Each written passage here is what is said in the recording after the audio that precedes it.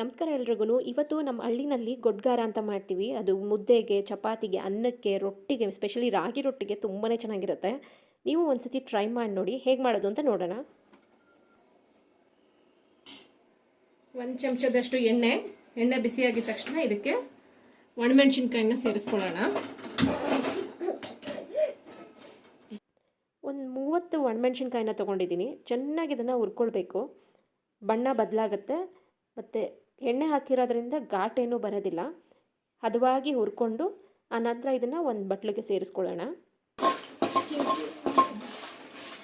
ಈಗ ಒಣಮೆಣಸಿನ್ಕಾಯಿ ಹುರಿದಿದ್ದಾಗಿದೆ. ಜೀರಿಗೆ 2 ಚಮಚದಷ್ಟು. ನಂತರ ಇಲ್ಲಿ ಜೀರಿಗೆನೂ ಸಹ ಹದವಾಗಿ ಹುರ್ಕೊಳ್ಬೇಕು. ಕೆಂಪಗೆ ಬಣ್ಣ ತಿರುಗೋ ರೀತಿಯಲ್ಲಿ ಹುರ್ಕೊಂಡ್ರೆ ಸಾಕಾಗತ್ತೆ.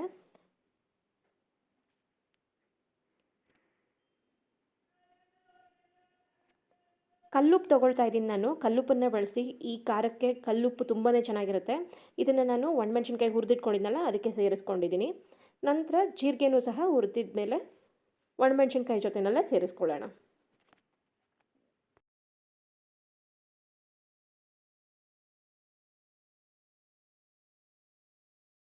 ಹುಣಸೆಹಣ್ಣು ಸುಮಾರು ಒಂದು ದೊಡ್ಡ ನಿಂಬೆಹಣ್ಣಿನ ಗಾತ್ರ ಸೈಜ್ ತೊಗೊಂಡಿದ್ದೀನಿ. ಇದನ್ನು ಚೆನ್ನಾಗಿ ತೊಳೆದ್ಬಿಟ್ಟು ಅದನ್ನು ಸಹ ಈ ಒಣಮೆಣಸಿನ್ಕಾಯಿದೇನು ಹುರಿದಿಟ್ಕೊಂಡಿದ್ವಲ್ಲ ಇದಕ್ಕೆ ಸೇರಿಸ್ಕೊಳ್ಳೋಣ.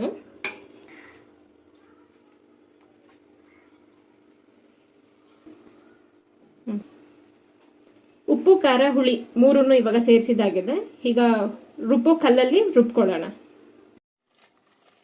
ನಿಮ್ಮ ಹತ್ರ ರುಬ್ಬೋ ಕಲ್ಲು ಇಲ್ಲ ಅಂತನ್ನೋದಾದರೆ ಮಿಕ್ಸಿಯಲ್ಲಿನೇ ರುಬ್ಕೊಳ್ಬೋದು. ಆದರೆ ಈ ಖಾರ ಕಲ್ಲಲ್ಲಿ ರುಬ್ಬೋ ರುಚಿ ನಿಜವಾಗ್ಲೂ ಮಿಕ್ಸಿನಲ್ಲಿ ಬರೋದಿಲ್ಲ. ಇನ್ ಕೇಸ್ ನಿಮ್ಮ ಹತ್ರ ಇತ್ತು ಅಂತಂದರೆ ಕಲ್ಲಲ್ಲಿ ರುಬ್ಬಿ ನೋಡಿ. ಕೈ ಖಾರ ಆಗುತ್ತೆ, ಒಂದಿನ ಖಾರ ಇರುತ್ತೆ, ಆದರೆ ಒಂದು ತಿಂಗಳಗಟ್ಟಲೆ ಈ ಖಾರನ ಇಟ್ಕೊಳ್ಬೋದು. ಫ್ರಿಜ್ಜಲ್ಲಿಡೋ ಅವಶ್ಯಕತೆಯೇ ಇಲ್ಲ. ಚೆನ್ನಾಗಿ ರುಬ್ಕೊಂಬರೋಣ.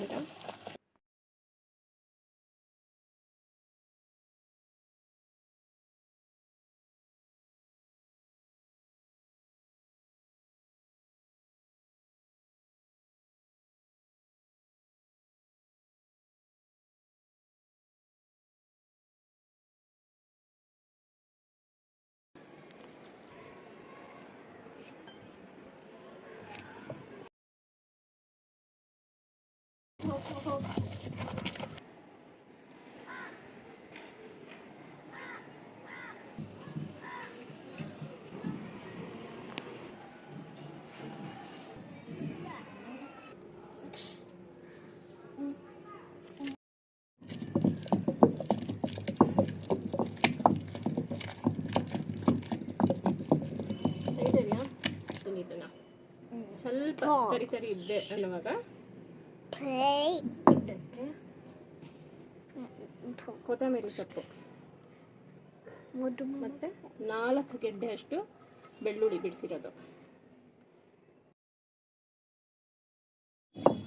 ಇದೆರಡನ್ನು ಕೊನೆಯಲ್ಲಿ ಅಂದರೆ ಸ್ವಲ್ಪ ತರಿ ತರಿ ಆಗಿದ ನಂತರನೇ ನೀವು ಇದನ್ನು ಹಾಕ್ಕೊಂಡು ರುಬ್ಕೊಳ್ಬೇಕು. ಆವಾಗ ರುಚಿ ತುಂಬಾ ಚೆನ್ನಾಗಿರುತ್ತೆ. ತುಂಬ ನೈಸಾಗಿ ರುಬ್ಕೊಳ್ಬೇಕು. ಎಷ್ಟು ನೈಸ್ ಸಾಧ್ಯನೋ ಅಷ್ಟು ನೈಸಾಗಿ ರುಬ್ಕೊಳ್ಳಿ. ಮಿಕ್ಸಿನಲ್ಲಿ ರುಬ್ಬೋದಾದ್ರೂ ಅಷ್ಟೇ ಒಣಮೆಣಸಿನ್ಕಾಯಿ ಎಲ್ಲ ಹಾಕ್ಕೊಂಡು ತರಿ ತರಿಯಾಗಿ ಮಾಡಿಕೊಂಡು ಅನಂತರ ಕೊತ್ತಂಬರಿ ಸೊಪ್ಪು ಮತ್ತು ಬೆಳ್ಳುಳ್ಳಿನ ಸೇರಿಸ್ಕೊಳ್ಬೋದು. ಈಗ ನೋಡಿ ಇದು ನೈಸಾಗಿ ರುಬ್ಬಿದಾಗಿದೆ. ಇಷ್ಟರ ಮಟ್ಟಿಗೆ ರುಬ್ಬಿದಾದಮೇಲೆ ಒಂದು ಬಟ್ಲಿಗೆ ಸೇರಿಸ್ಕೊಂಡು ಇಟ್ಕೊಂಡ್ಬಿಡೋಣ. ಜ್ವರ ಬಿಟ್ಟಿದೆ ಅಂತ ಅನ್ನೋವಾಗ, ಬಾಯೆಲ್ಲ ಕೆಟ್ಟೋಗಿದೆ, ಕಹಿ ಕಹಿ ಅಂತ ಅನ್ನಿಸ್ತಾ ಇದೆ ಅನ್ನೋವಾಗ ಈ ರೀತಿ ಖಾರನ ಊರಲ್ಲಿ ಸಾಮಾನ್ಯವಾಗಿ ಮಾಡ್ತಾರೆ. ನೀವು ಒಂದು ಸತಿ ಮಾಡಿ ನೋಡಿ.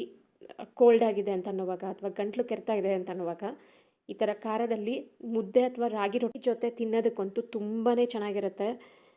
ನೀವು ಒಂದು ಸತಿ ಖಂಡಿತವಾಗ್ಲೂ ಟ್ರೈ ಮಾಡಿ ನೋಡಿ. ಮಿಕ್ಸಿಯಲ್ಲಿ ಅಟ್ಲೀಸ್ಟ್ ಟ್ರೈ ಮಾಡಿ ನೋಡಿ, ಅದರ ರುಚಿ ನಿಮಗೆ ಗೊತ್ತಾಗುತ್ತೆ. ನಾನಿಲ್ಲಿ ರುಬ್ತಾ ಇರಬೇಕಾದ್ರೇ ನನ್ನ ಮೂಗಲ್ಲಿ ಆ ಘಮ ತಡ್ಕೊಳಕ್ಕಾಗ್ತಾ ಇರಲಿಲ್ಲ. ತುಂಬಾ ಚೆನ್ನಾಗಿರುತ್ತೆ. ನಿಮ್ಮಲ್ಲಿ ನನ್ನೊಂದು ಪುಟ್ಟ ರಿಕ್ವೆಸ್ಟ್, ಈ ಒಂದು ವಿಡಿಯೋ ನಿಮಗೆ ಇಷ್ಟ ಆಯಿತು ಅಂತನ್ನೋದಾದರೆ ನನ್ನ ಶ್ರಮಕ್ಕೆ ಒಂದೇ ಒಂದು ಲೈಕನ್ನು ಕೊಡಿ. ಆಗ ಬೇರೆಯವ್ರಿಗೂ ಇದು ತಲುಪುತ್ತೆ. ಬೇರೆಯವ್ರಿಗೆ ತಲುಪಬೇಕು ಅಂತಂದವಾಗ ನಿಮ್ಮ ಅತಿಯಾದ ಲೈಕ್ಸಿಂದನೇ ಅದು ತಲುಪೋದು. ಸೊ ಖಂಡಿತವಾಗ್ಲೂ ನೀವು ಈ ವಿಡಿಯೋ ಇಷ್ಟ ಆದರೆ ಲೈಕ್ ಕೊಡಿ. ಹಾಗೆ ಕಾಮೆಂಟ್ ಸೆಕ್ಷನಲ್ಲಿ ನಿಮ್ಮ ಕಾಮೆಂಟನ್ನು ತಿಳಿಸಿ. ಇನ್ನೂ ಸಹ ಚಾನಲ್ಗೆ ಸಬ್ಸ್ಕ್ರೈಬ್ ಆಗಿಲ್ಲ ಅಂದರೆ ಈ ಕೂಡಲೇ ಸಬ್ಸ್ಕ್ರೈಬ್ ಬಟನನ್ನು ಕ್ಲಿಕ್ ಮಾಡಿ. ಹಾಗೆ ಪಕ್ಕದಲ್ಲೇ ಬರುವಂಥ ಬೆಲ್ ಐಕನನ್ನು ಕ್ಲಿಕ್ ಮಾಡೋದನ್ನು ಮರಿಬೇಡಿ. ಮತ್ತೊಂದು ವಿಡಿಯೋನಲ್ಲಿ ಮತ್ತೆ ಸಿಗ್ತೀನಿ.